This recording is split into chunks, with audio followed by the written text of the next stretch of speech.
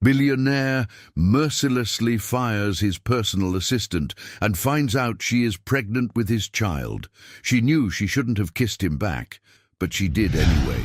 HarperCollins stared at the reflection in the bathroom mirror of the corporate jet, her fingertips still tingling from Dylan Mitchell's touch just moments before. The taste of him lingered on her lips. Coffee, mint, and something dangerously intoxicating that she couldn't name.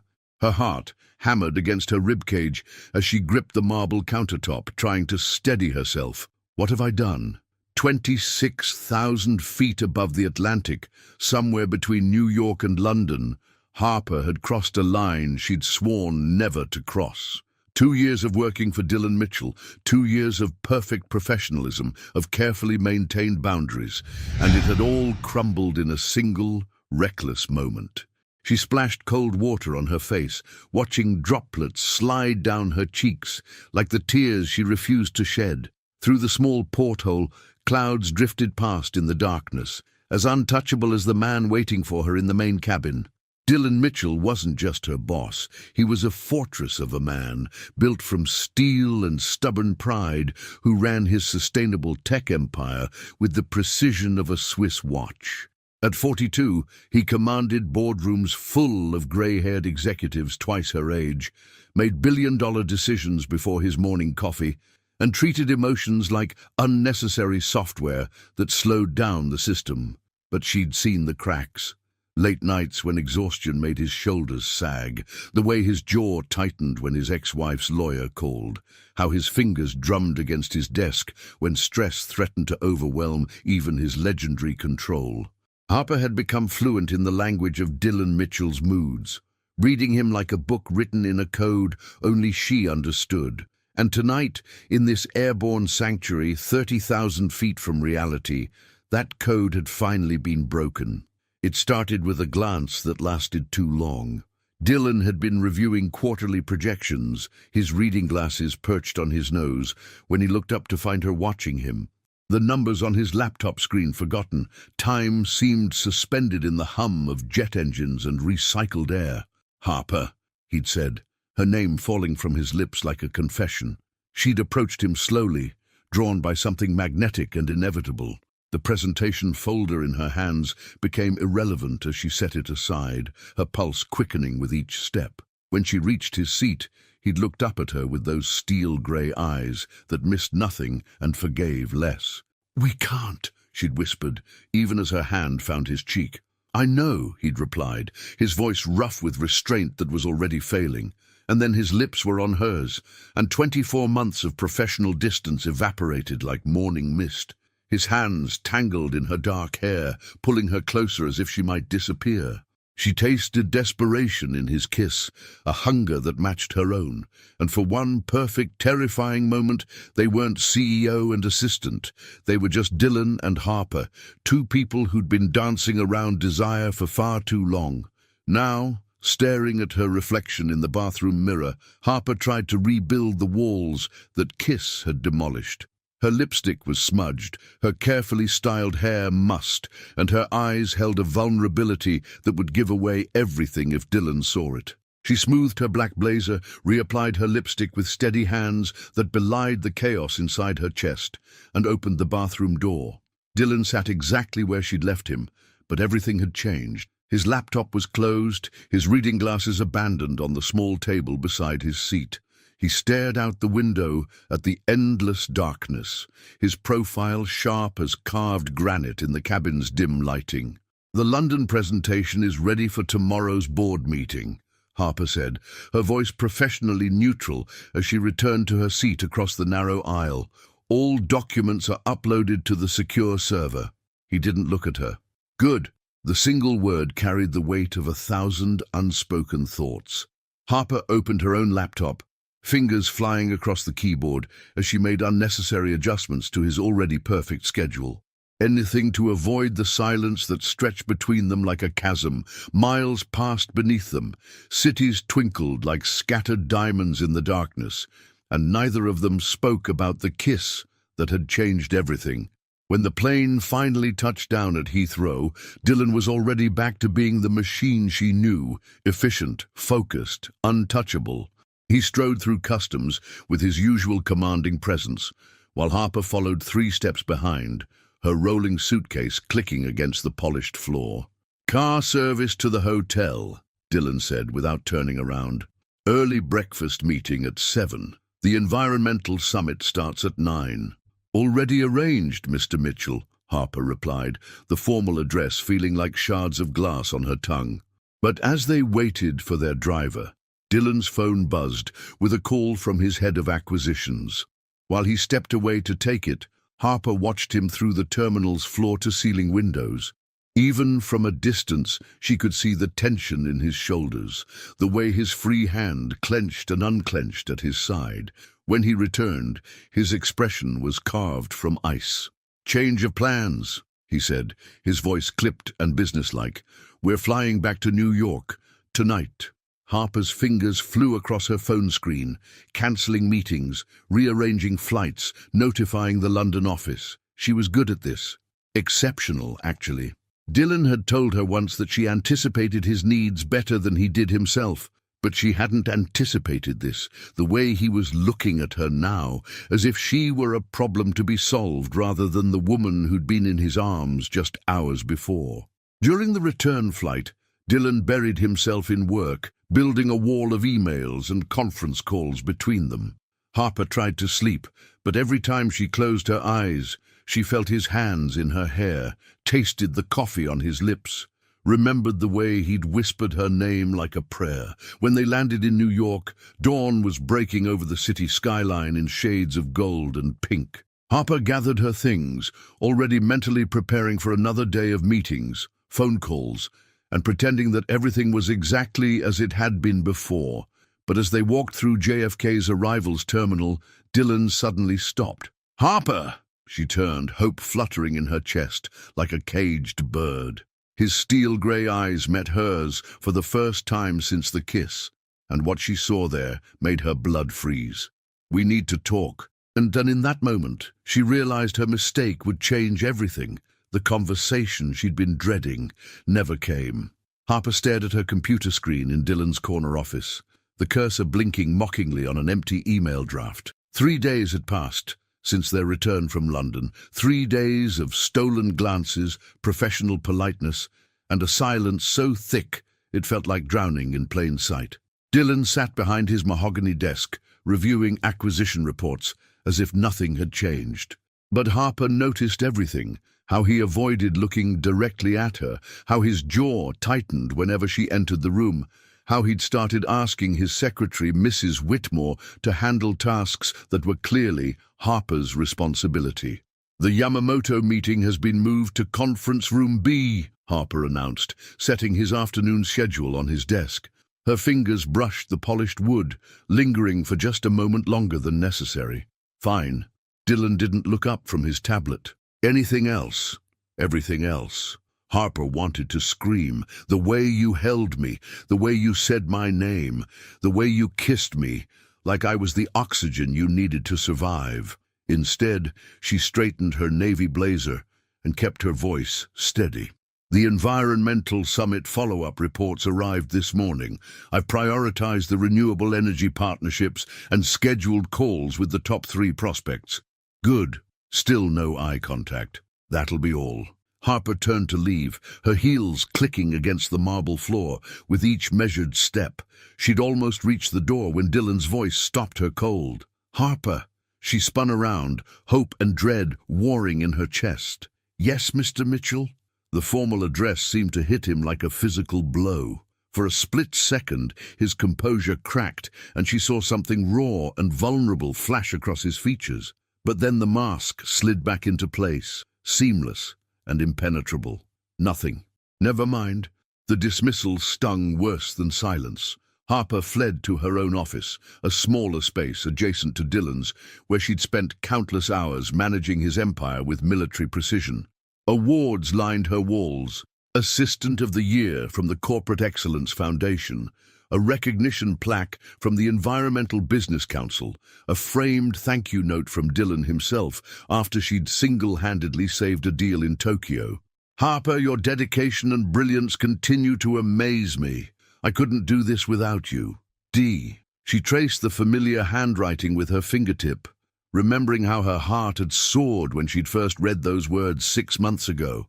Now they felt like artifacts from a different lifetime. Her desk phone buzzed. "Harper, it's Mrs. Whitmore. Mr. Mitchell needs you to reschedule his lunch with the Goldman representatives." "Of course," Harper replied, already pulling up his calendar. "Any particular reason?" He didn't say, just seemed distracted. Distracted. Harper almost laughed. Dylan Mitchell didn't get distracted. He consumed information like a supercomputer, processed decisions with algorithmic precision, and never, ever let personal feelings interfere with business. Except he had, with her, on that plane. Harper buried herself in work, fielding calls from investors in Hong Kong, reviewing contracts for Dylan's latest sustainable energy acquisition, coordinating with his legal team about the upcoming Senate hearings on environmental regulations. The familiar routine should have been comforting, but every task felt hollow, meaningless. At 2:47 p.m., Dylan emerged from his office like a storm front, his charcoal suit immaculate, but his energy crackling with barely contained tension. "I need coffee," he announced to no one in particular. Harper looked up from her computer. "I can ask Mrs. Whitmore to—" "No!" The word came out sharper than necessary. Dylan's hands were clenched at his sides, his knuckles white against his dark skin. "I mean, I need air, real coffee, not the office stuff." Harper blinked in surprise. In 2 years, she'd never known Dylan to leave the building for something as mundane as coffee. He was a creature of efficiency. Everything he needed was delivered, arranged, optimized. "There's a cafe 3 blocks south," she offered carefully. "Brew Point Coffee. They have that Ethiopian blend you mentioned liking." Dylan nodded curtly. "Fine. I'll be back in 20 minutes. He strode toward the elevator bank, leaving Harper staring after him with growing confusion. Dylan Mitchell didn't take coffee breaks. He didn't need air. He certainly didn't abandon his schedule for something as frivolous as a walk, unless he was running from something. 20 minutes, stretched into 45. Harper fielded 3 urgent calls, rescheduled a board meeting, and tried not to glance at the elevator doors every 30 seconds. When Dylan finally returned, he carried a single cup of coffee and an expression that could have frozen hell itself. "Any urgent messages?" he asked, settling behind his desk without meeting her eyes. "Senator Williams wants to discuss the green energy bill. The Tokyo acquisition team needs your approval on the final terms. And your ex-wife's attorney called." The last piece of information made Dylan's jaw clench visibly. His ex-wife, Genevieve, was a society photographer who'd married him for his money and left him for his best friend. The divorce had been brutal, public, and had cost Dylan not just millions, but his last remaining faith in human nature. What did Preston want? Dylan's voice was deadly quiet.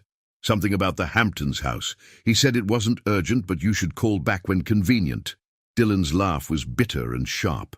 "Convenient, right." He set his coffee cup down with enough force to make the liquid slosh. "Because everything about Genevieve has always been so convenient." Harper had never heard Dylan mention his ex-wife's name before. In 2 years, she'd handled dozens of calls from lawyers, accountants, and real estate agents, but Dylan had always referred to his former marriage as simply a past business arrangement. Now, watching him stare out his floor-to-ceiling windows at the Manhattan skyline, Harper saw something she'd never seen before: genuine pain. "Dylan," she said softly, forgetting protocol. He whipped around, his steel-gray eyes locking with hers for the first time in days. The intensity of his gaze made her breath catch. There was anger there, yes, but underneath it something desperate and lost. "Don't," he said, his voice rough. "Just don't." "Don't what?" "Don't say my name like that. Don't look at me like you care. Don't pretend that what happened between us meant anything more than a moment of weakness." The words hit Harper like physical blows. She stood slowly, her legs suddenly unsteady, her heart racing with a mixture of hurt and indignation. "Is that what you think it was?" she asked, her voice barely above a whisper. "A moment of weakness?" Dylan's expression hardened, but Harper caught the slight tremor in his hands before he clasped them behind his back. "I think," he said carefully, "that we both made a mistake, and the professional thing to do is pretend it never happened." Harper stared at him for a long moment, memorizing the sharp line of his jaw, the way his dark hair fell across his forehead, the vulnerability he was trying so hard to hide behind corporate coldness. "You're right," she said finally. "It was a mistake." Something flickered across Dylan's features, relief or disappointment. She couldn't tell. "Good," he said. "Then we understand each other." Harper nodded, turned toward the door, then paused with her hand on the handle. "But Dylan?" He looked up, caught off guard by the use of his first name. "Some mistakes are worth making twice." And with that, she left him alone with his coffee and the echo of words that would haunt them both. He fired her on a Tuesday, exactly 14 days after she told him some mistakes were worth making twice. Harper stared at the termination letter in her hands, the corporate letterhead swimming before her eyes as she tried to process the clinical language that was ending 2 years of her life. "Due to corporate restructuring and operational efficiency requirements, your position as executive assistant will be eliminated effective immediately." The words felt like ice water in her veins. Dylan sat across from her at the conference table, flanked by Human Resources Director Linda Thornfield and Legal Counsel James Brennan. He wore his charcoal Tom Ford suit like armor, his expression carved from granite, his steel-grey eyes focused on a point somewhere over Harper's left shoulder. He couldn't even look at her.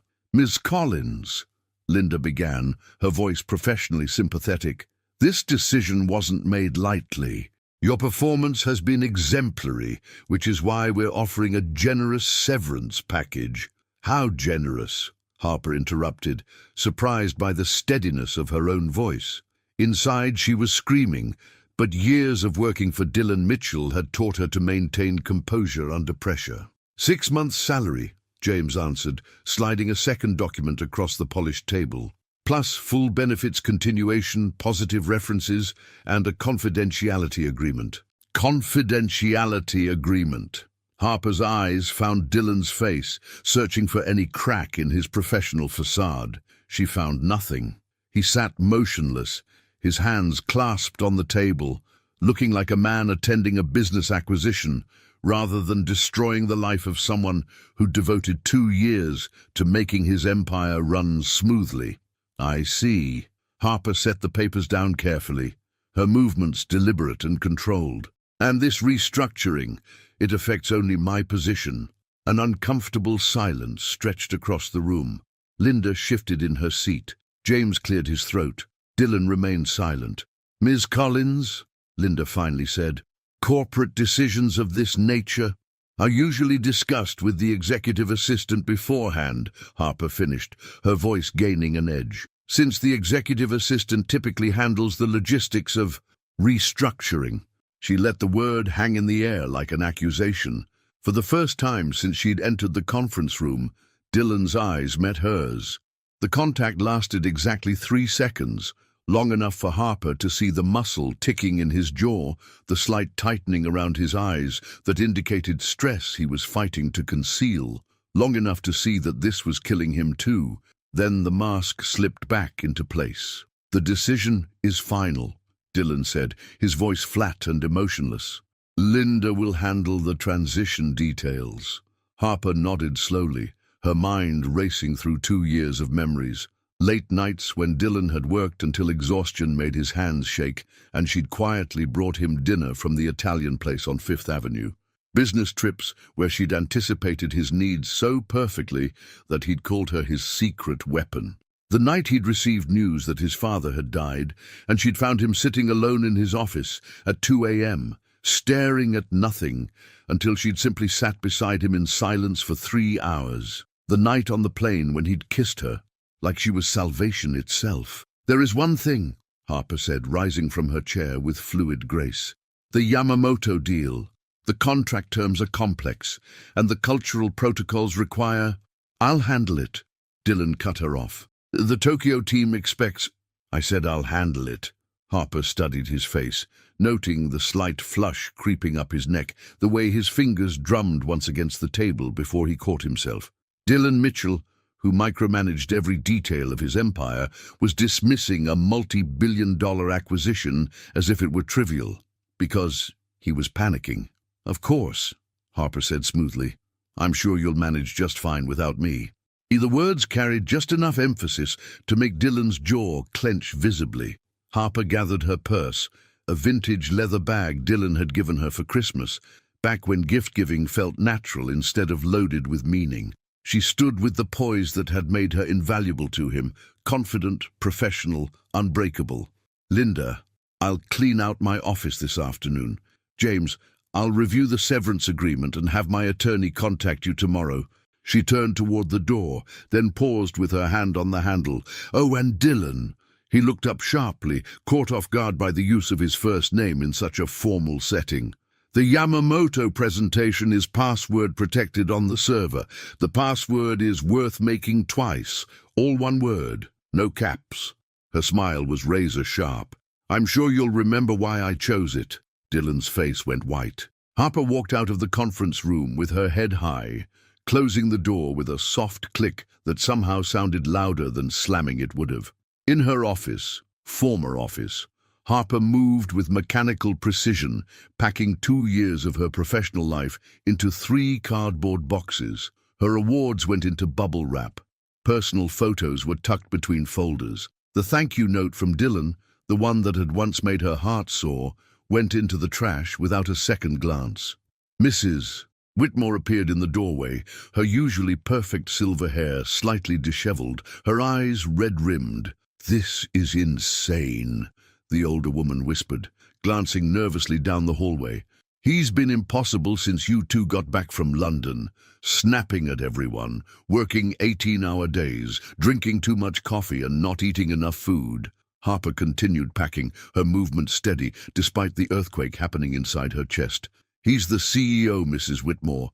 He can do whatever he wants. But you're the best assistant he's ever had. You're the only one who can handle him when he gets like this." Like this. Harper knew exactly what Mrs. Whitmore meant.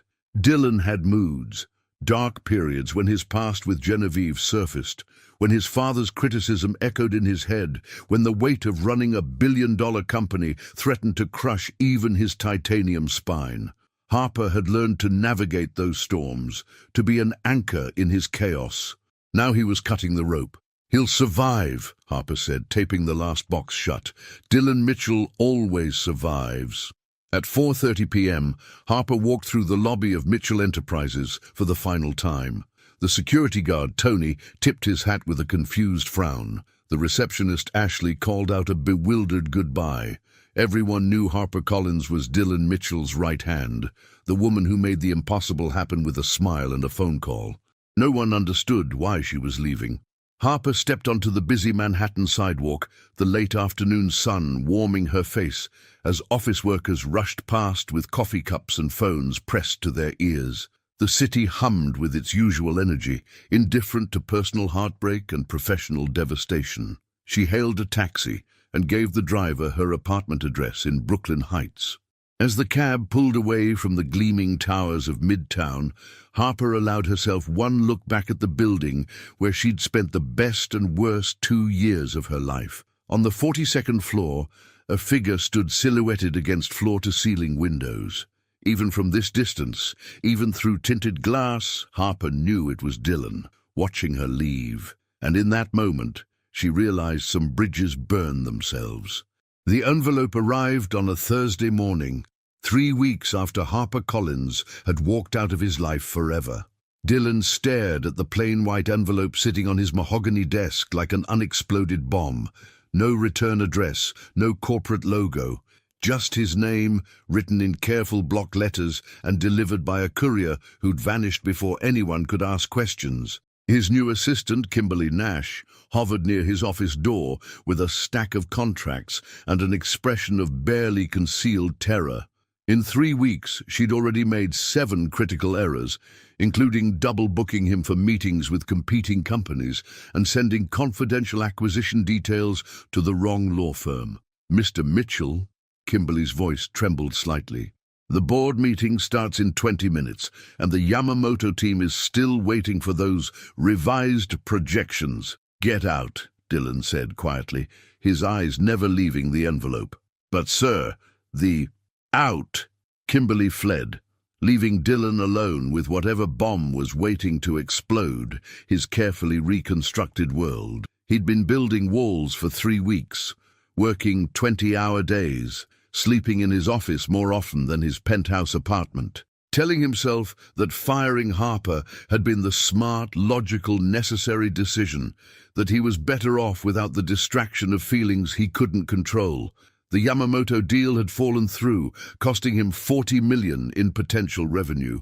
The Tokyo team had been furious about the cultural missteps that Harper would have prevented. 3 other deals were teetering on the edge of disaster because no one understood his systems the way she had. But Dylan told himself it was worth it. Worth the chaos, the inefficiency, the constant frustration of having to explain things that Harper had anticipated before he'd even thought them. Worth it to not see her face every morning. Worth it to not remember how she'd felt in his arms. Worth it to not torture himself with wanting something he couldn't have. The envelope seemed to mock those justifications. Dylan picked it up with steady hands, turned it over, broke the simple seal. Inside was a single folded document and nothing else. No note, no explanation, just a laboratory report from Brooklyn Heights Medical Center. Patient, Harper Elizabeth Collins. Test, quantitative beta HCG. Result, 2,147 MIU/ml. Status, positive. Estimated gestational age, 6 weeks, 3 days. The paper fluttered from Dylan's fingers like a dying bird. Pregnant. The word hit him with the force of a freight train, stealing his breath and making the room spin around him. Dylan gripped the edge of his desk, his knuckles white against the dark wood, as his mind raced through calculations he didn't want to make. 6 weeks, 3 days. The plane. London. The kiss that had changed everything. Harper was pregnant with his child. Dylan's legs gave out, and he collapsed into his leather chair, staring at the laboratory report as if it might spontaneously combust and erase this new reality. But the numbers didn't change. The dates didn't lie. The truth sat there in black and white, mocking every rational decision he'd made since that night at 30,000 feet. He'd fired the mother of his child. The thought made bile rise in his throat. Dylan Mitchell, who prided himself on logical thinking and strategic planning, had made the most catastrophically stupid decision of his life. He'd let fear drive him to destroy the only woman who'd ever made him feel human, and now she was carrying his baby. His baby. The concept felt surreal, impossible. Dylan had never wanted children. His own childhood had been a masterclass in emotional negligence, courtesy of a father who viewed affection as weakness and a mother who died when he was 12. He'd told himself he was better suited to running companies than raising kids, but now, staring at proof that Harper was growing his child inside her body, Dylan felt something crack open in his chest. Something terrifying and wonderful and completely beyond his control. His hands shook as he reached for his phone, fingers stumbling over Harper's contact information. The phone rang once, twice, 3 times before going to voicemail. "Hi, you've reached Harper Collins. I'm not available right now, but if you leave a message, I'll get back to you as soon as possible." Her voice was warm, professional, unchanged. Dylan had heard that greeting 1,000 times during business calls, but now it sounded different. Now it belonged to the woman who was carrying his child. The beep sounded, and Dylan opened his mouth to speak, but no words came. What could he possibly say? "Harper, I got your medical report. Congratulations on the pregnancy I caused, and then abandoned you to handle alone." He hung up without leaving a message. Dylan tried calling again and again. Each time, the phone went straight to voicemail, as if Harper had seen his name on the caller ID and actively rejected his attempts to reach her. Smart woman. She'd always been smarter than him. By the time his secretary announced the rescheduled board meeting, Dylan had called Harper 17 times. His hands were shaking, his usually perfect hair disheveled from running his fingers through it, his tie loosened around his neck like a noose. "Mr. Mitchell." Mrs. Whitmore appeared in his doorway, her expression carefully neutral. "The board is asking about the quarterly projections. Should I tell them you'll need a few more minutes?" Dylan looked up at the woman who'd worked for his company for 15 years, who'd watched him transform from an ambitious young executive into the cold, calculating CEO he'd become. Mrs. Whitmore had liked Harper. He'd seen it in the way the older woman's face had softened whenever Harper walked past, in the way she'd brought Harper soup when she was sick, in the way she'd looked genuinely devastated when Harper had cleaned out her office. "Mrs. Whitmore," Dylan said slowly, "did you know?" The older woman's carefully maintained composure flickered. "Know what, sir?" "About Harper. Did you know she was—" He couldn't say the word, couldn't make it real by speaking it aloud. Mrs. Whitmore's silence was answer enough. Dylan felt something cold settle in his stomach. "How long?" "Mr. Mitchell, it's not my place to—" "How long has she known?" Mrs. Whitmore glanced toward the door, then stepped inside Dylan's office and closed it behind her. When she turned back to face him, her expression was no longer neutral. "She found out the day after you fired her," Mrs. Whitmore said quietly. "She called me crying, asking if she could use me as a reference for new jobs. That's when she told me." The words hit Dylan like physical blows. Harper had discovered she was pregnant the day after he'd destroyed her life. While he'd been congratulating himself on making the logical choice, she'd been dealing with the most life-changing news imaginable. Alone. "She didn't want to tell you," Mrs. Whitmore continued, her voice gaining strength. "She said you'd made your feelings about her perfectly clear. She said she didn't want your money or your guilt or your pity." Dylan stared at the laboratory report, seeing it now for what it really was. Not a demand or a plea for help, but a simple notification. Harper telling him the truth because she was too honest to keep him in the dark, but asking for nothing in return. "Where is she?" Dylan's voice came out as a rasp. "I don't know," Mrs. Whitmore replied. "She moved out of her apartment in Brooklyn, said she needed a fresh start." A fresh start. Away from him. Away from the man who'd kissed her like she was everything he'd ever wanted, then fired her like she was nothing at all. Dylan stood abruptly, shoving the laboratory report into his jacket pocket. "Cancel my meetings. All of them. For the rest of the week. Sir, the board can wait." Dylan grabbed his coat from the back of his chair, his mind already racing through possibilities. Harper was smart, organized, methodical. She wouldn't just disappear without a plan. There would be a trail. Credit cards, employment applications, medical appointments. He would find her.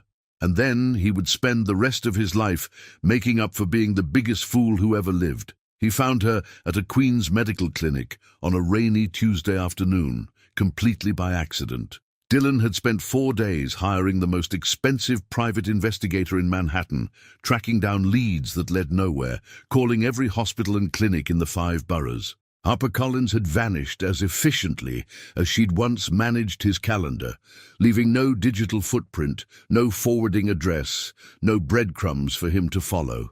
She'd withdrawn her entire savings account in cash, cancelled her credit cards, disconnected her phone service.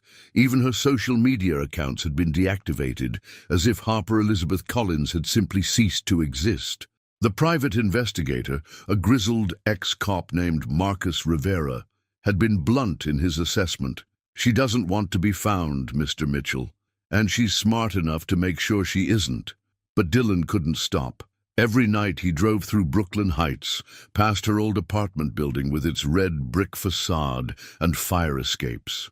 Every morning he haunted the coffee shops she'd frequented, the dry cleaner where she'd picked up his shirts, the small Italian restaurant where she'd ordered lunch during their endless working days. He was driving back from another fruitless search in Park Slope when the rain started, fat droplets that turned into a downpour within minutes. Dylan pulled into the parking lot of Queen's Medical Associates to wait out the worst of it, his Porsche looking ridiculously out of place among the practical Honda Civics and aging Ford Fusions. That's when he saw her. Harper emerged from the clinic's glass doors with a small paper bag in her hand, moving with the same grace he remembered, but somehow different, more careful, more protective of herself. She wore a simple navy dress that hugged curves he'd memorized during their night together, and her dark hair was pulled back in a ponytail that made her look younger, more vulnerable. Dylan's heart stopped beating entirely. She was beautiful, she was real, and she was walking away from him across a rain-soaked parking lot, her heels clicking against wet pavement as she headed toward a beat-up Toyota Camry that definitely hadn't been her car 4 weeks ago. Dylan was out of his Porsche before conscious thought kicked in, rain immediately soaking through his Italian wool suit as he ran after her. "Harper!" She froze at the sound of her name, her shoulders tensing as if she'd been struck. Slowly, she turned around, and Dylan felt his world tilt off its axis when her brown eyes met his. She looked tired, thinner than he remembered, except for the subtle roundness of her face that spoke of early pregnancy changes. There were shadows under her eyes that makeup couldn't quite hide, and when she looked at him, Dylan saw something that made his chest ache. Wariness, fear. She was afraid of him. Dylan. Her voice was steady, professionally neutral, but Dylan caught the slight tremor underneath. "What are you doing here?" He stood there in the rain, water dripping from his hair and ruining his $1,000 suit, searching for words that could possibly explain the last 4 days of desperate searching, the sleepless nights, the way her absence had made him feel like he was suffocating. "I got your letter," he said finally. Harper's hand moved unconsciously to her stomach, a protective gesture so subtle that someone who didn't know her as well as Dylan did might have missed it. "It wasn't a letter," she said quietly. "It was information. There's a difference. Harper, we need to talk." "No, we don't." She turned back toward her car, keys already in her hand. "I told you everything you need to know. The rest is my responsibility." "Our responsibility," Dylan corrected, moving to block her path. "It's our baby, Harper." The words hung between them in the rain-heavy air. Harper stared at him for a long moment, and Dylan saw a dozen emotions flicker across her face. Pain, anger, longing, exhaustion. "Is it?" she asked softly. "Because 3 weeks ago, you made it very clear that there was no our anything. You fired me, Dylan. You threw me away like I was nothing." Each word landed like a physical blow. Dylan felt his carefully constructed defenses crumbling, all the rational explanations he'd rehearsed evaporating in the face of her quiet pain. "I was scared," he admitted, the words scraping his throat raw. "I was terrified of what I felt for you, of losing control, of what exactly?" Harper's voice gained an edge. "Of people finding out the great Dylan Mitchell was human enough to have feelings. Of your board thinking you were weak. Of your ex-wife having more ammunition for her next lawsuit." Dylan flinched. Harper had always been able to read him with surgical precision, but now that skill felt like a blade cutting through his pretenses. "All of that," he said honestly, "and more." Harper studied his face, searching for something Dylan wasn't sure he knew how to give her. Around them, the rain continued falling, turning the parking lot into a shallow lake that reflected neon signs from nearby shops. "I don't want your money," she said finally. "I don't want your guilt, and I don't want you showing up at my doctor's appointments because you think it's the right thing to do." "Then what do you want?" The question seemed to catch Harper off guard. She blinked, raindrops clinging to her eyelashes like tears. "I want to raise my child in peace," she said, "without drama, without corporate power plays, without wondering if the father is going to decide I'm too much of a liability and try to eliminate me from the equation again. My child. Not our child." Dylan felt something cold settle in his stomach. "Harper, please, let you what?" Her voice cracked slightly. "Let you back into my life so you can destroy it again when things get complicated. Let you pretend you care about this baby when we both know you fired me the minute our relationship became inconvenient." Dylan opened his mouth to protest, but Harper held up her hand. "I know you, Dylan Mitchell. I know how your mind works.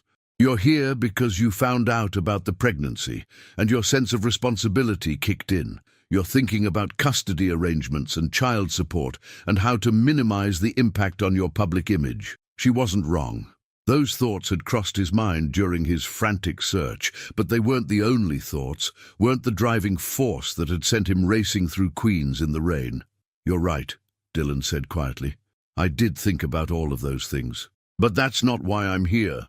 "Then why?" Dylan looked at Harper, really looked at her, at the woman who'd spent 2 years making his impossible life manageable, who'd learned to read his moods like weather patterns, who'd kissed him like he was worth saving and left him like he was worth mourning. "Because I can't breathe without you," he said, the truth ripping out of him like a confession. "Because I've spent 4 days going insane trying to find you. Because I fired you not in spite of what I felt for you, but because of it. Because you terrify me in ways that billion-dollar acquisitions and hostile takeovers never could." Harper stared at him, her lips slightly parted, rain mixing with what might have been tears on her cheeks. "And because," Dylan continued, his voice breaking, "I love you. I've loved you for months, maybe longer, and I was too much of a coward to admit it until I'd already lost you." The words hung between them like a bridge Dylan wasn't sure Harper would cross. But in that moment, with rain washing away pretenses and truth finally spoken, he waited to see if love could be enough to forgive the unforgivable. She almost believed him. Standing in that rain-soaked parking lot, watching Dylan Mitchell, the man who never showed weakness, never admitted fault, never let emotion crack his corporate armor, confess his love with tears mixing with raindrops on his face, Harper felt her carefully constructed walls begin to crumble, almost. But HarperCollins had learned the hard way that almost wasn't enough. Not when you were carrying the child of a man who'd thrown you away the moment things got complicated. Not when your heart was still bruised from being discarded like an outdated business plan. "Don't," she whispered, stepping backward toward her car. "Don't do this to me." Dylan's face crumpled as if she'd struck him. "Harper, please, don't you dare say you love me." Her voice gained strength, anger burning away the momentary softness. "You don't get to fire me, ignore me for 3 weeks and then show up in the rain with declarations of love like this is some romantic movie." She fumbled with her car keys, her hands shaking from emotion rather than cold. The pregnancy vitamins in the paper bag rattled as she clutched it against her chest like armor. "You want to know what love looks like, Dylan?" Harper turned back to face him, her brown eyes blazing. "Love looks like staying when things get scary. Love looks like having a conversation instead of running away. Love looks like not firing someone the minute they become inconvenient to your perfectly ordered life." Each word hit Dylan like a physical blow. He stood there in his ruined Italian suit, water dripping from his dark hair, looking more human than Harper had ever seen him. And that humanity made her anger burn brighter, because where had it been when she'd needed it most? "I know I hurt you," Dylan said, his voice barely audible over the rain. "I know I was a coward. But Harper, what I feel for you is guilt," Harper finished. "You feel guilty because you found out I'm pregnant. You feel obligated because you think it's the honorable thing to do. But don't mistake obligation for love, Dylan. You're too smart for that. And so am I." Dylan moved closer, desperation evident in every line of his body. "That's not, isn't it?" Harper challenged. "Because if you really loved me, you would have fought for me. When you realized what was happening between us, you would have fought for us instead of throwing me away like I was a problem to be solved." The accusation hung between them like a verdict. Dylan opened his mouth to protest, but Harper wasn't finished. "You know what the worst part was?" Her voice cracked slightly. "It wasn't losing my job. It wasn't the humiliation of being escorted out of a building where I'd given 2 years of my life. It was the way you couldn't even look at me when you did it." Dylan's steel-grey eyes closed, as if her words caused physical pain. When he opened them again, Harper saw something she'd never seen before in Dylan Mitchell: complete vulnerability. "You're right," he said quietly, "about all of it. I was a coward. I was terrified of what you made me feel, of losing control, of being vulnerable. I convinced myself that firing you was protecting both of us, but really I was just protecting myself." Harper felt her resolve wavering at his honesty, but she forced herself to remember the humiliation, the confusion, the 3 weeks of silence that had followed their night together. "And now," she asked, "now that you know about the baby, you've decided you're ready to be vulnerable. How convenient." "Harper—" "No." She shook her head, rainwater flying from her ponytail. "I won't be your redemption story, Dylan. I won't be the woman who teaches the cold CEO how to love. I deserve better than that, and so does this baby." Dylan looked stricken, as if she'd reached into his chest and torn out his heart. "What can I do?" he asked desperately. "Tell me what to do to fix this." Harper stared at him for a long moment, memorizing his face, the sharp line of his jaw, the way his hair fell across his forehead when he was upset, the vulnerability in his eyes that she'd only glimpsed in unguarded moments. "Nothing," she said finally. "You can't fix this, Dylan. Some things stay broken." She turned toward her car again, but Dylan's voice stopped her. "I'll be at every appointment," he said, his voice strong despite the devastation in his eyes. "Every ultrasound, every checkup, whether you want me there or not. This is my child too, Harper, and I won't abandon him or her the way I abandoned you." Harper's hand froze on her car door handle. "Dylan, I know you don't believe me. I know you think this is about guilt or obligation. But I'm going to prove to you that it's not." His voice gained conviction, the executive returning even as the man remained broken. "I'm going to prove that I can be the partner you deserved all along, even if it takes the rest of my life." Harper felt tears mixing with raindrops on her cheeks. Part of her, the part that had fallen in love with glimpses of Dylan's hidden humanity, wanted to run to him, to let him hold her, to believe that love could overcome the devastation he'd caused. But the stronger part, the part that had learned to survive his abandonment, knew better. "Don't make promises you can't keep," she said softly, opening her car door. "You've already broken enough of those." As Harper slid into the driver's seat of her beat-up Toyota, Dylan approached the car, pressing his palm against the rain-streaked window. For a moment, they stared at each other through the glass, two people who'd found love in the worst possible circumstances and lost it to fear and pride. "Harper," Dylan's voice was muffled by the window, but she could see the words forming on his lips. "I love you, and I'll keep loving you, whether you believe me or not." Harper closed her eyes, Dylan's words echoing in her chest like a song she wasn't ready to hear.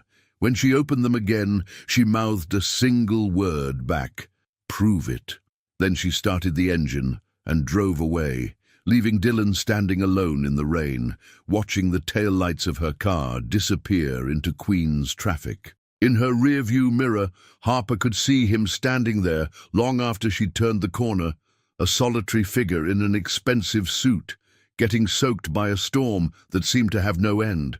And for the first time since she'd discovered she was pregnant, Harper Collins allowed herself to cry. He kept his word in ways Harper never expected. The first sign came on a Thursday morning, exactly 1 week after their confrontation in the rain.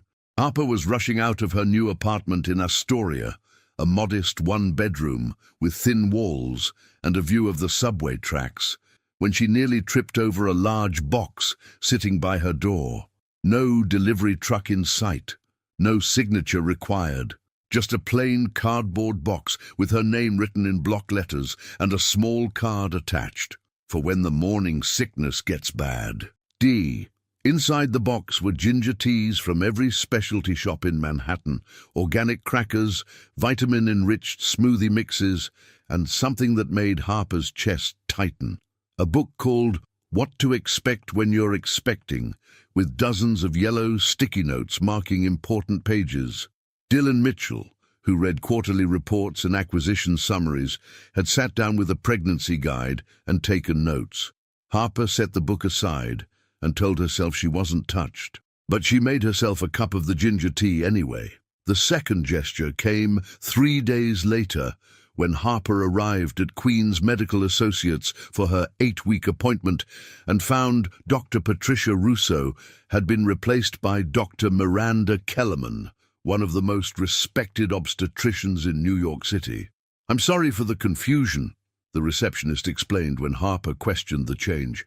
Dr. Russo had to transfer to our Brooklyn office, but Dr. Kellerman specifically requested to take over your care. She's wonderful, very thorough, very gentle, and she has privileges at Mount Sinai, so if there are any complications... Harper knew exactly what had happened. Dr. Kellerman didn't take new patients unless they came with substantial financial incentives. Dylan had somehow arranged for Harper to receive the best prenatal care money could buy, while making it look like a routine scheduling change. When Dr.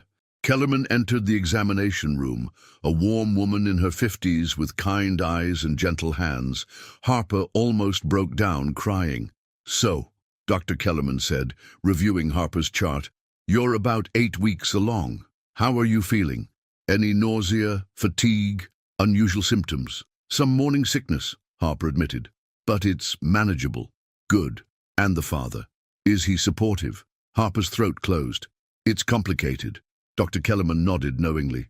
"Most relationships are, especially when pregnancy comes as a surprise. But from what I understand, he's very concerned about your well-being. He called personally to make sure you'd be comfortable with the transition." He called personally. Harper felt something crack inside her chest. "Let's take a look at your baby," Dr. Kellerman said, squeezing ultrasound gel onto Harper's abdomen. The screen flickered to life, showing grainy black-and-white images that gradually resolved into something miraculous, a tiny form with a rapid, fluttering heartbeat. "There's your little one," Dr. Kellerman said softly, "about the size of a raspberry right now. Heart rate looks excellent, 164 beats per minute." Harper stared at the screen, tears blurring her vision. For weeks, the pregnancy had felt abstract, theoretical. But seeing that tiny heartbeat made it real in a way that nearly overwhelmed her. "Would you like me to print some pictures?" Dr. Kellerman asked gently. Harper nodded, not trusting her voice. As she left the clinic with ultrasound photos tucked carefully in her purse, Harper's phone buzzed with a text from an unknown number. "How did the appointment go?" "Dylan." Harper stared at the message for a long moment, then typed back, "Fine. Baby is healthy." His response came immediately. "Can I see the pictures?" Harper's finger hovered over the keyboard. Part of her wanted to ignore him, to maintain the walls she'd built. But the rational part, the part that knew this baby deserved a father, even a complicated one, won out. She attached one of the ultrasound images and sent it without comment. Dylan's reply came 3 minutes later. "Beautiful. Thank you for sharing this with me." Then, 5 minutes after that, "I framed it." Harper closed her eyes, Dylan's simple honesty hitting her harder than any grand gesture could have. The third gesture came the following week, when Harper received a call from Brennan and Associates, the law firm that had handled her severance agreement. "Miss Collins, this is James Brennan. I have some paperwork for you to review regarding an amendment to your severance package." Harper's blood ran cold. "Amendment?" "Nothing concerning," Brennan assured her quickly. "Mr. Mitchell has requested that we establish a trust fund for your child's education and medical expenses. The documentation requires your signature, but there are no obligations on your part. The funds are simply available should you choose to access them." A trust fund. Dylan had set up a trust fund for their baby without asking permission, without making demands, without expecting gratitude. "I don't want his money," Harper said automatically. "I understand your position," Brennan replied diplomatically, "but perhaps you could review the paperwork before making a final decision. The funds can remain untouched indefinitely if you prefer." When Harper received the documents the next day, she was shocked by the amount, $2 million, invested conservatively with Harper as the sole trustee. Dylan couldn't access the money, couldn't use it as leverage, couldn't attach any conditions to it. It was simply there, a safety net for their child, with no strings attached. At the bottom of the contract, Dylan had written a brief note. "Every child deserves security. This isn't about us, it's about him or her." Harper set the documents aside without signing them, but she didn't tear them up either. That weekend, as Harper was leaving her prenatal yoga class in Astoria, she noticed a familiar figure sitting on a bench across the street. Dylan wore jeans and a simple grey sweater instead of his usual corporate armour, and he was reading what looked like another pregnancy book. He wasn't approaching her, wasn't trying to talk to her. He was just there, present but not intrusive, available but not demanding. When Harper emerged from the grocery store an hour later, Dylan was gone. But her car had been washed, and there was a small bag of organic apples on her windshield, the kind she'd mentioned craving during her morning sickness. No note this time, no explanation needed. That night, Harper sat in her small apartment with the ultrasound picture propped against her coffee mug, the trust fund documents spread across her kitchen table, and a cup of Dylan's ginger tea warming her hands. For the first time since he'd fired her, Harper allowed herself to consider a possibility that terrified her.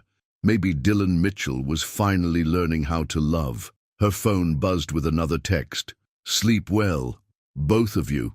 Harper looked out her window toward Manhattan, where she knew Dylan was probably working late in his corner office, alone with his regrets and his determination to be better.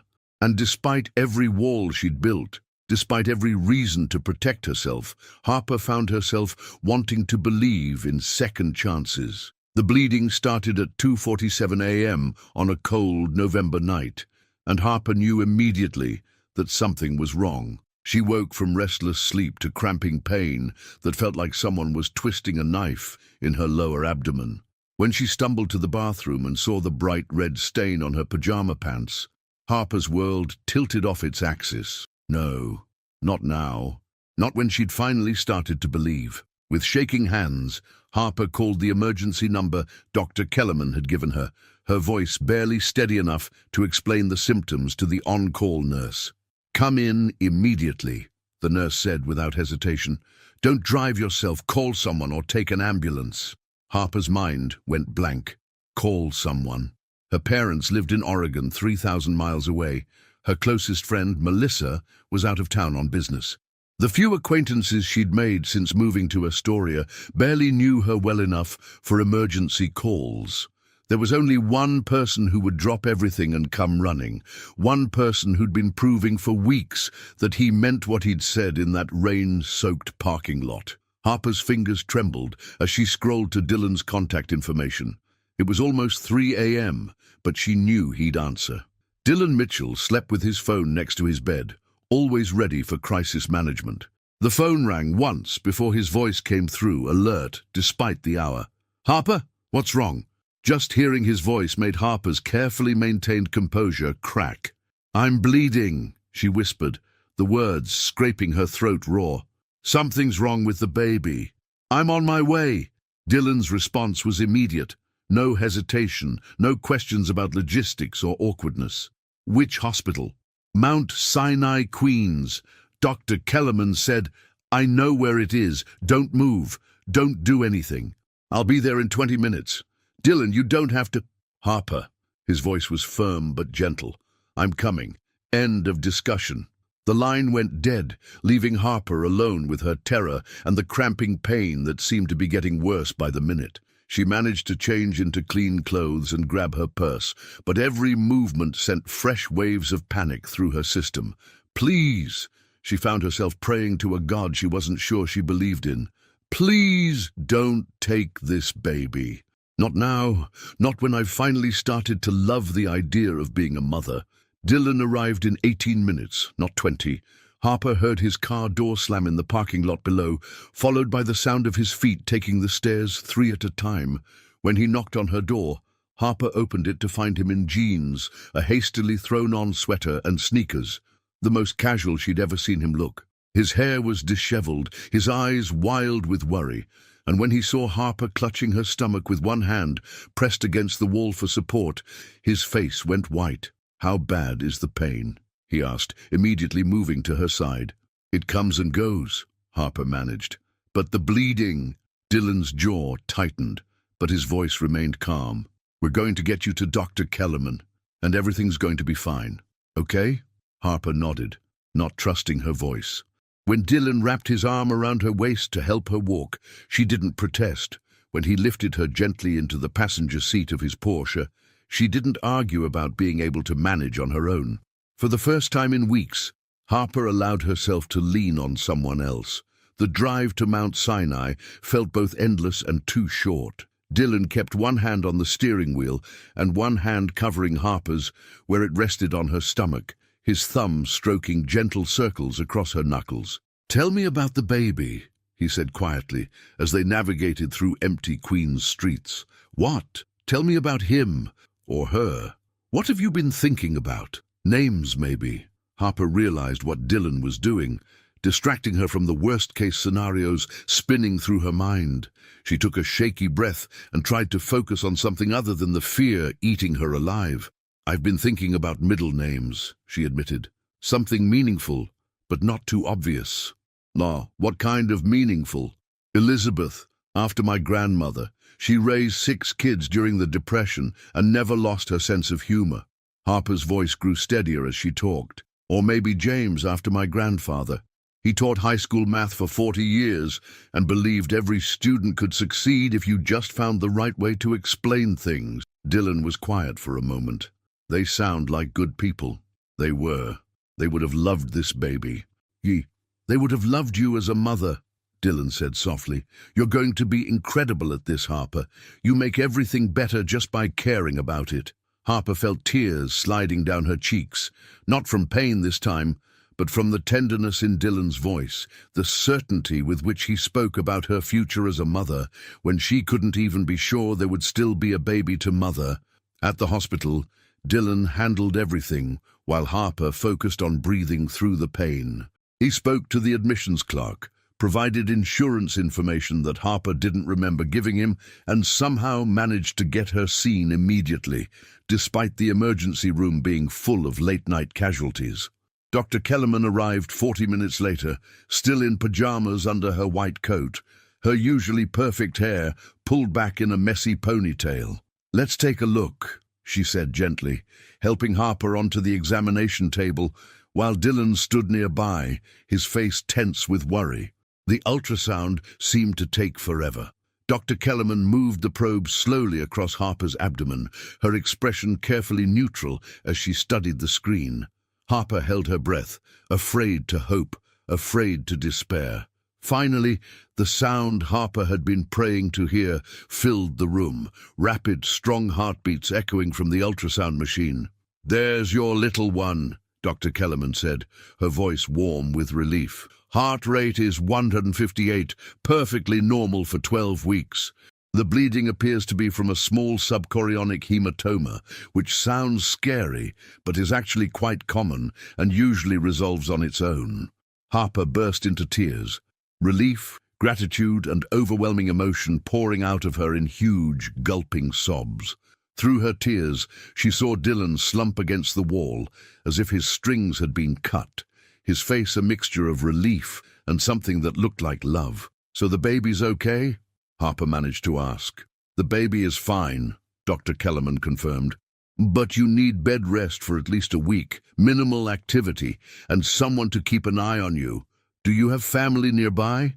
Harper's heart sank. "No, She does," Dylan interrupted, moving to Harper's side. "She has me." Dr. Kellerman looked between them, clearly sensing the complicated dynamics, but professional enough not to comment. "Excellent," she said simply. "I'll want to see you again in a few days, but I expect this will resolve completely. Your baby is a little fighter." As Dr. Kellerman left them alone, Harper stared at Dylan, who was looking at the ultrasound screen with an expression of wonder. "You can't take care of me," Harper said quietly. We're not together." Dylan turned to face her, his steel-grey eyes holding hers with an intensity that made her breath catch. "Harper Collins," he said softly, "I just listened to my child's heartbeat for the first time while being terrified I might lose both of you before I had the chance to prove I deserve you. Don't you dare tell me I can't take care of the 2 most important people in my world." And in that sterile hospital room, with their baby's heartbeat still echoing in the air, Harper finally understood what fighting for love really looked like. Dylan Mitchell made terrible coffee, but he tried so hard that Harper didn't have the heart to tell him. 3 days into her prescribed bed rest, Harper watched from her couch as Dylan stood in her tiny Astoria kitchen, consulting what appeared to be detailed notes on his phone while carefully measuring coffee grounds. He'd shown up at her apartment the morning after the hospital scare with 2 suitcases, a laptop bag, and a determination that brooked no argument. "I'm staying until Dr. Kellerman clears you for normal activity," he'd announced, setting up a makeshift office at her kitchen table. End of discussion. Harper had been too exhausted to fight him. Now, watching him navigate her cramped kitchen with the same intensity he brought to billion-dollar acquisitions, she wasn't sure she wanted to. "Coffee's ready," Dylan announced, bringing her a mug with a proud expression that made her heart ache. The coffee was too weak and slightly bitter, but Harper sipped it gratefully. "It's perfect," she lied, and Dylan's smile was so genuine that she almost believed her own words. Dylan had transformed her small apartment into something between a luxury recovery suite and a corporate command center. Her coffee table held pregnancy magazines, organic snacks, and vitamin water. Her kitchen counter was lined with ingredients for the healthy meals he'd been attempting to cook, and somehow, despite working remotely, he'd managed to run his empire from her dining table without making Harper feel like an inconvenience. "The Nakamura deal closed this morning," Dylan said, settling into the armchair he'd positioned strategically near her couch. $47 million. "Mrs. Whitmore says to tell you that Kimberly finally quit. Apparently managing my schedule was more stressful than her previous job at a trauma center." Harper laughed despite herself. "You've gone through 3 assistants in 2 months, Dylan. 4, actually. There was Gregory, but he lasted only 6 hours. Dylan's expression was ruefully self-aware. "Turns out I'm difficult to work for when I'm miserable." The admission hung between them, honest and vulnerable. Harper studied Dylan's face, noting the shadows under his eyes that suggested he hadn't been sleeping well even before camping out on her too small couch. "Why are you really here?" Harper asked softly. "And don't say it's because Dr. Kellerman recommended supervision. You could have hired a nurse, or convinced my friend Melissa to fly back early, or—" "Because I love you," Dylan interrupted, his voice quiet but certain. "Because 3 nights ago, sitting in that hospital waiting room, I realized that losing you and our baby would destroy me in ways that losing my company, my money, or my reputation never could." Harper felt her breath catch. "Dylan, let me finish," he said gently. "I know you don't trust me yet. I know I have to earn that trust back through actions, not words. But Harper, taking care of you isn't an obligation or guilt or some misguided sense of duty. It's the first thing that's felt right in my life since I was stupid enough to let you walk away." Harper stared at him, this man who'd spent his adult life building walls around his heart, now sitting in her apartment speaking with a vulnerability that made her chest tight. "You hurt me," she whispered. "You made me feel like what happened between us was a mistake you needed to erase." "It was the best night of my life," Dylan said, his steel-grey eyes holding hers steadily. "And yes, I panicked. I convinced myself that getting involved with you would complicate everything, make us both vulnerable, potentially destroy your career if things went wrong. So you destroyed my career anyway." Dylan winced as if she'd struck him. "Yes, I did. Because I was terrified of how much you meant to me, and I thought protecting myself was more important than protecting us." Harper felt tears threatening, but not the angry tears that had sustained her through weeks of hurt and confusion. These were different. Sadness for time lost, for trust broken, but maybe also hope for something that might still be salvaged. "How do I know you won't panic again?" she asked. "How do I know that when things get difficult, and they will, Dylan, babies are messy and unpredictable, and everything you hate about losing control, how do I know you won't run?" Dylan was quiet for a long moment, considering her question with the seriousness it deserved. "You don't," he said finally. "I can make promises, but you have no reason to believe them yet. All I can do is show you day by day that I'm not the same man who was too afraid to fight for what he wanted." "And what do you want?" "You," Dylan said without hesitation. A life with you, the chance to be a father to our child, the opportunity to prove that Dylan Mitchell is capable of putting someone else's happiness before his own success. Harper's phone buzzed with a text, breaking the intensity of the moment. She glanced at it and smiled involuntarily. "Melissa wants to know if the mysterious man camping out at my apartment is worth keeping," Harper said. "She's threatening to fly back from San Francisco to evaluate his intentions.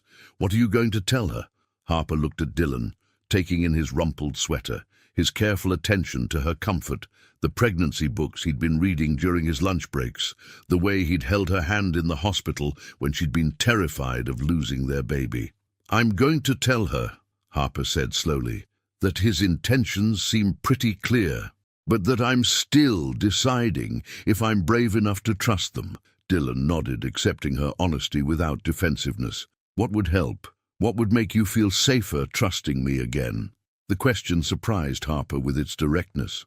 She'd expected Dylan to try to convince her, to overwhelm her with gestures or logic. Instead, he was asking what she needed.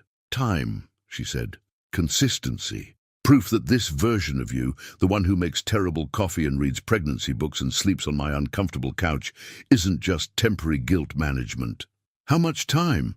Harper smiled at his need to quantify everything, even emotional healing. "I don't know, Dylan. You broke something precious between us.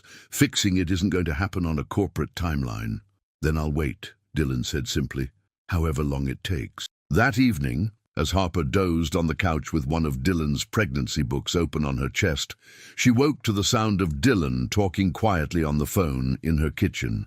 "Mrs. Whitmore, I need you to cancel the Singapore meetings next week, because I'm not leaving New York while Harper needs me.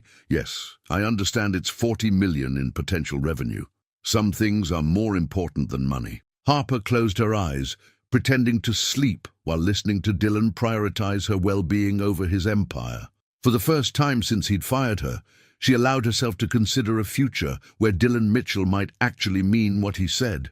And maybe, just maybe, some broken things could be made even stronger than before. The scandal broke on a Tuesday morning, exactly 3 weeks after Dylan had moved heaven and earth to prove he'd changed. Harper was reading in bed. Dr. Kellerman had finally cleared her for light activity when her phone exploded with notifications, text messages, missed calls, news alerts, all flooding in with the relentless intensity of a digital avalanche. The first headline made her blood freeze. "Mitchell Enterprises CEO's secret. Pregnant ex-assistant claims wrongful termination." "Dylan!" Harper called out, her voice sharp with panic. He appeared in her bedroom doorway instantly, coffee mug in hand, concern etched across his features. When he saw Harper's face, the mug clattered to the floor, forgotten. "What's wrong? Is it the baby?" "It's the press," Harper whispered, holding up her phone. "Someone leaked the story." Dylan's face went white as he read the headlines over her shoulder. "Billionaire's baby scandal, power, pregnancy and payoffs. Mitchell's midnight affair, the assistant who knew too much. Corporate romance gone wrong. Inside Dylan Mitchell's messy personal life." The articles were devastating in their thoroughness. Someone had provided reporters with details about Harper's employment, the circumstances of her firing, even speculation about the pregnancy timeline. Photos of Harper leaving medical appointments, pictures of Dylan's car parked outside her Astoria apartment, financial records showing the trust fund he'd established. "How did they—" Harper began. "Genevieve," Dylan said grimly, his jaw clenched with barely contained fury. "This has her fingerprints all over it. She's been trying to destroy me since the divorce, and now she has ammunition." Harper's phone rang. A reporter from the New York Post. "Don't answer," Dylan said quickly. "Don't answer any of them." But the calls kept coming. Local news stations, tabloids, financial journalists wanting statements about how personal scandal might affect Mitchell Enterprises' stock prices. Within an hour, there were photographers camped outside Harper's apartment building. "I can't leave," Harper realized, peering through her blinds at the small crowd gathering on the sidewalk. "They're going to follow me everywhere, ask about the baby, about us." Dylan was pacing her small living room like a caged animal, his phone pressed to his ear as he spoke in clipped tones to his legal team, his PR specialists, his board of directors. Harper caught fragments of conversations: immediate damage control, strategic response, minimize exposure, business speak, corporate crisis management, the language of a man trying to protect his empire. Harper felt something cold settle in her stomach. This was it, the moment when Dylan would choose his reputation over her, just like she'd always feared he would. "Harper?" Dylan appeared beside her, his phone finally silent. "My lawyers want to meet with us this afternoon. They think we can minimize the damage if we present a united front, show that this isn't some sordid scandal, but a genuine relationship that—" "No," Dylan stopped mid-sentence. "What?" "No," Harper repeated, her voice gaining strength. "I won't be part of your damage control strategy. I won't pretend our relationship is something it isn't just to protect your public image." "Harper, that's not what I—" "Isn't it?" Harper turned to face him, tears threatening but her voice steady. 3 weeks of playing house doesn't erase the fact that you fired me the minute our relationship became inconvenient. Now it's inconvenient again, and you want to manage it like just another business crisis." Dylan looked stricken. "That's not what this is." "Then what is it, Dylan? Because from where I'm standing, it looks like you're more concerned about your stock prices than about how this affects me and the baby." "That's not true." Dylan's voice was raw with emotion. "Harper, you and the baby are the only things that matter to me. The company, the money, the reputation, none of it means anything if I lose you." "Then prove it." The words hung between them, echoing the challenge Harper had thrown down in that rain-soaked parking lot weeks ago. Dylan stared at her, something shifting in his steel-grey eyes. "What do you want me to do?" Harper felt her heart racing, knowing she was about to ask for something that would change everything between them. "Tell the truth," she said simply. "Not some sanitized version that protects your image. The real truth, that you were scared, that you made a mistake, that you hurt someone you loved because you were too afraid to be vulnerable." Dylan was quiet for a long moment, and Harper could see him wrestling with everything she was asking him to sacrifice: his privacy, his carefully constructed public persona, his corporate armor. "They'll destroy me," he said quietly.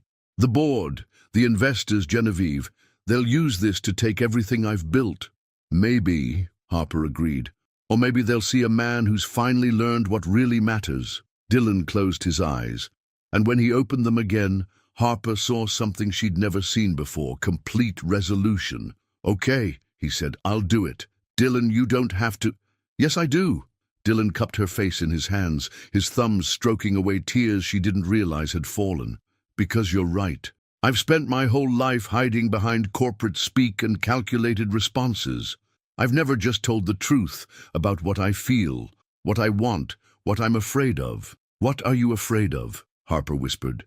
"Being abandoned," Dylan admitted, his voice breaking slightly. "My mother died when I was 12. My father made it clear that affection was weakness.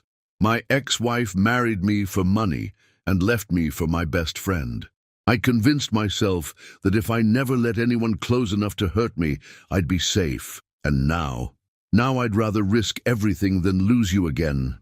Harper felt her last wall crumble. "Dylan." "I love you, Harper Collins," Dylan said, his forehead resting against hers.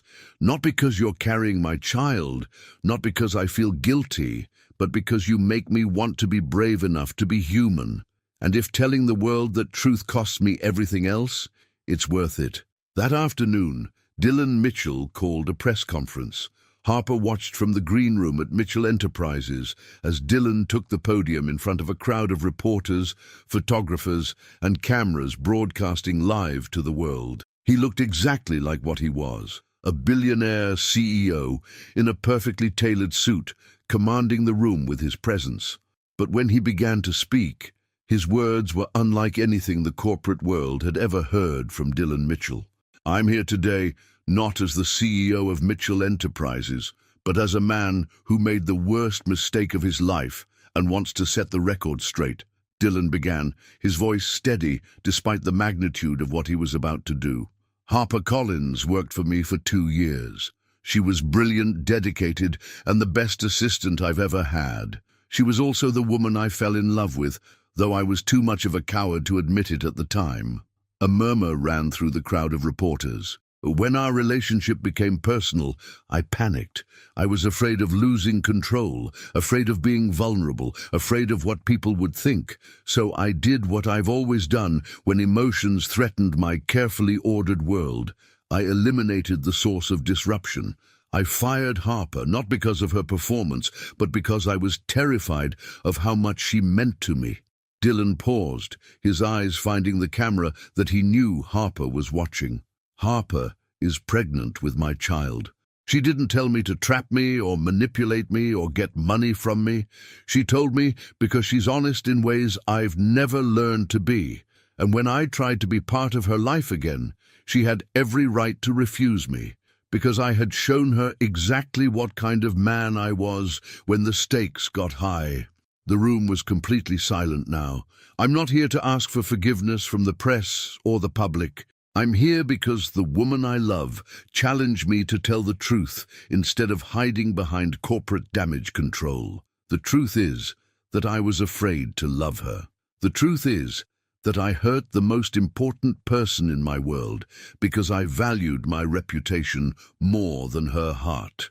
And the truth is that no amount of money or success means anything if I can't be brave enough to fight for the people I love. Dylan's voice grew stronger, more certain. Harper, if you're watching this, I love you. I love our baby, and I'm done being the man who was too afraid to choose happiness over safety. You deserve someone brave enough to love you publicly, proudly, and without reservation. I want to be that man, if you'll let me. In the green room, Harper was crying. Not the bitter tears of heartbreak, but the overwhelming tears of a woman watching the man she loved finally become the person she'd always hoped he could be. And in that moment, she realized that sometimes the greatest act of love is the courage to be completely, vulnerably, irreversibly honest. 6 months later, she still came back to the same place, but this time with a gentle smile and a confident step. HarperCollins Mitchell stood in the lobby of Mitchell Enterprises, her hand resting on the curve of her 7-month belly, watching Dylan charm a room full of environmental investors with the same intensity he'd once reserved for quarterly earnings reports. Through the glass walls of Conference Room A, she could see him gesturing enthusiastically as he presented the company's new sustainable housing initiative, a project that would cost millions in short-term profits, but could revolutionize affordable housing across America.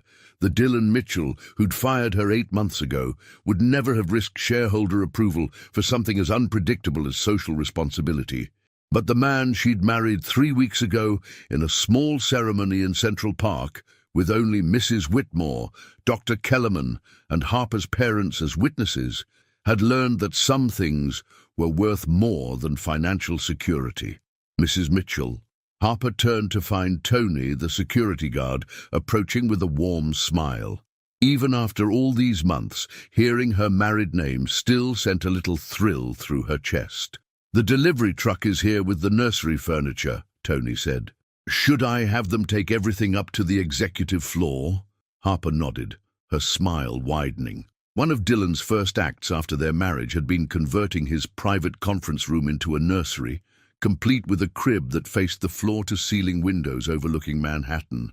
"Our daughter should grow up seeing the world she'll help change," he'd explained when Harper questioned the unconventional location.